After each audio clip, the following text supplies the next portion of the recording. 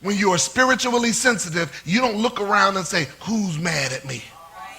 When you're spiritually sensitive, you don't look around and say, who's talking about me? When you're spiritually sensitive, you don't look around and say, who don't like me? When you're spiritually sensitive, you look around and say, God, what are you doing? Because whatever you're doing, God, I want to be in it. God, I don't want to get down the road and realize you were moving in this space and I was the only person that didn't know it. There is a spiritual sensitivity. Can I just get all the brothers to holler spiritual sensitivity? You want the secret to being a great priest in your home, a great provider in your home, stay spiritually sensitive. Because people who are spiritually sensitive will look at a multitude of things in your life going wrong and the variables not coming out like you want them to come out, and you will go to bed and the Lord will speak to you, and you will get up and the Lord will speak to you, and you will share with your family and prophesy over them. Do not worry. This is just temporary. This is just a test. This is just stretching us. This is just challenging us to become. Do not worry. I don't know. Maybe I'm preaching to somebody here who's had to go and tell your family, I know it looks bad, but don't worry. Let me ask it again. Anybody in here ever had to go to your family and say, I know it looks bad, but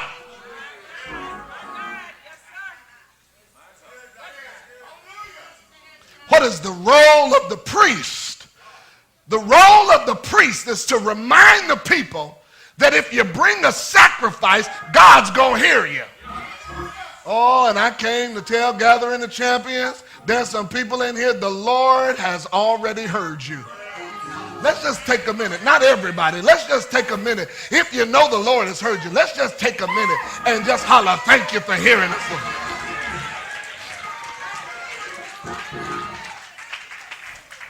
Okay, now I gotta hurry. Spiritual sensitivity. There's a sense of spirituality and sensitivity. In Job, what's the breaking of Job? Breaking of Job. 4 things. You ready? The breaking of Job is a test of his faith. Test of his faith. You really believe? Yes, Lord, I believe. I'm going to test your faith. How many people in here really believe? Let me see your hand. I really believe. Hold your hand. Up high, up high, up high. Hold your hand. If you really believe, God is going to, come on, test your faith. Bishop, I really believe. I really believe. All right. What's he going to do first?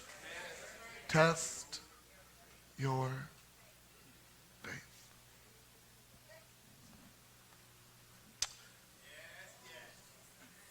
A guy asked me, he said, Hodge, why is it that things were better in the world than they are since I've been saved? At least I was ready for a response. I said, when you get into the kingdom, you don't go from level to level without a test. Now that you got saved, in order for God to take you to the next level, take you to the next door, take you to the next opportunity, he's going to test your faith. I worry about Christians who've not gone through any test. Don't you let nobody tell you you are a bad mother, a bad leader. Oh no. God's been moving you to levels that they can't see because he keeps testing your faith. And the reason why you keep going through tests is because you keep going through the levels. You're not on the same level. You're on a greater level than you've ever been on. Let me argue for another second.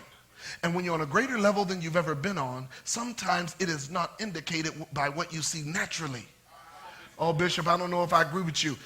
He loses everything in the first 2 chapters. He has to wait 40 more chapters to get double, which means that he was already scheduled for double. He just had to go through 40 chapters of test. For some people in here, if you want double, get ready. You got 40 chapters of test.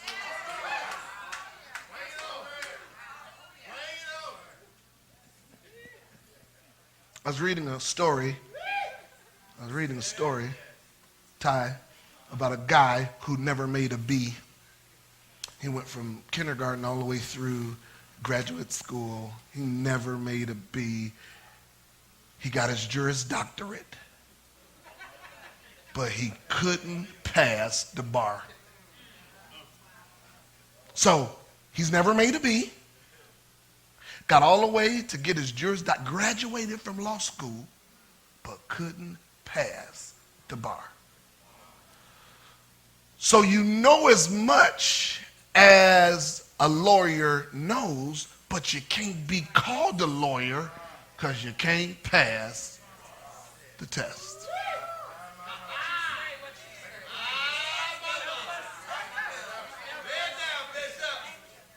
There's some champions in here. Today has got to be the day that you make up your mind. You're going to pass the test. You eating the word like everybody else is eating it. You getting it like everybody else, but you can't pass. Yeah.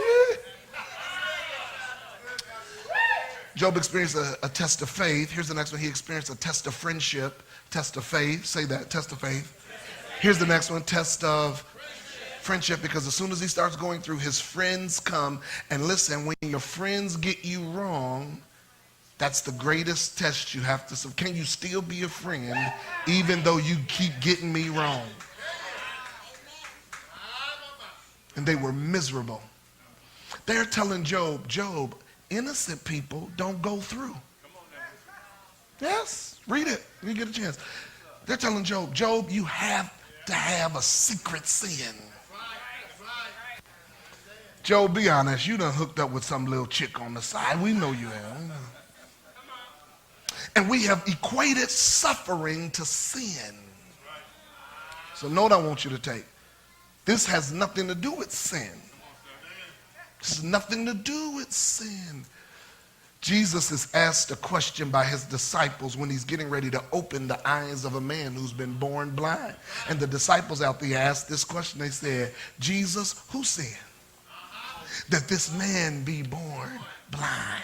And Jesus quickly answered. He said, this ain't about sin. This is about the glory of God. Could it be that the Lord is telling some people in this room, I'm letting you go through so I can get glory? Oh, Lord, I wish today more than any other time, you just lift up one hand and thank God that this ain't nothing but glory. This ain't bad luck. I'm going to kick this thing out of here today. This ain't no bad luck. You ain't under no curse. This is for God to get glory. You got to stop putting your arm around people and making them feel sorry. Oh, no, you got to tell them, toughen up. This is so that God might get glory out of your life. You don't see this in the text. You don't see this in the text. It's not explicitly there. But let me infer for a moment, ladies and gentlemen, that the devil gets the world's worst black eye when Job doesn't break. God gets more glory at the moment he stood in faith rather than folding under the weight of the test. Hallelujah. Hallelujah. Hallelujah. Hallelujah. Hallelujah. They asked the little boy, why do you go to school every day and work so hard? He said, it makes my mama happy. His science teacher asked him, he says, why do you always have the best projects? He said, it makes my mama happy. His gym teacher asked, why is he the fastest person on the track? He says, it makes my mama happy. The principal walks in the room and sees that he has stars all by his name every single day, every single week of the school year. And he walks up to the little boy. He say, I know your mama happy. Because when your focus is on the glory of God, you don't let anything come between you and God.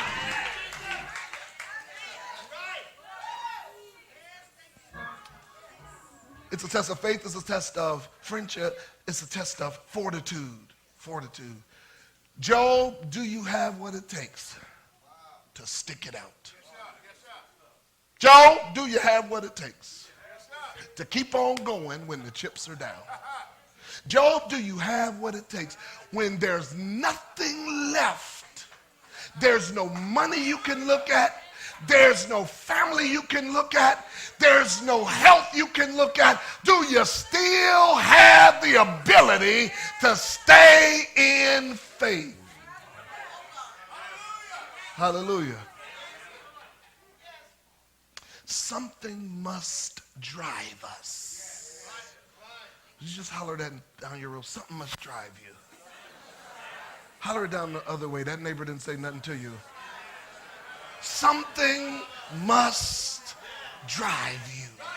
Something must keep you going when everything around you says quit. Something must make you get out of the bed again in the morning when you want to stay hidden. Something must make you live when you want to die. Something must remind you not to give up when you want to quit. Something must.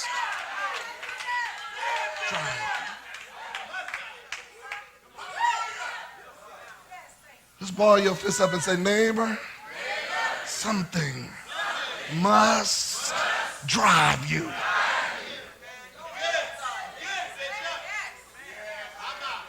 I can't tell you about all my problems. I can't tell you about all my struggles. I can't tell you about all my setbacks. I can't tell you about all those things that penalize me. I can't tell you about all those things in my life that are punitive. But what I can tell you is something is driving me. Something is keeping me going when I'm looking at people tell me you sinned.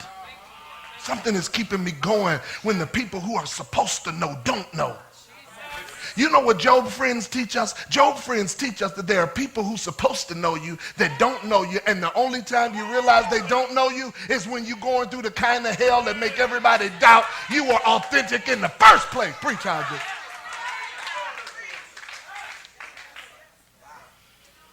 You want to see who your real friends are? Listen to what they say when they show up next to you